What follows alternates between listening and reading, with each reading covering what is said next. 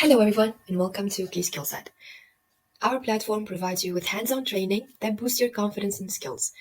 So I'm going to show you how it's done on our Excel efficiency course.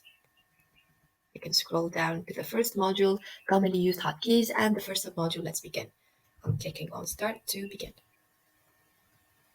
Now for the first task, I'm going to follow the instructions shown on the screen by pressing on Shift and F11 on my keyboard. Done. Now I can press any key to continue. I'm going to press on Enter. So once you're done with all of these tasks, you'll be able to track exactly how efficient you become by doing a skillset IQ, which I'm going to show you right now. Let's begin. You're just going to press on space. Done. For the first question, we have what's the shortcut combination to save a document? So the answer of these questions, you would have seen it on the previous tasks of the first module and the first submodule.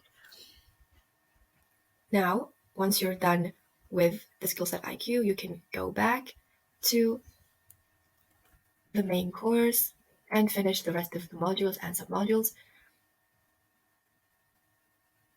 By the end of this program, you can expect to at least double your skill level, which will be shown here, the efficiency score.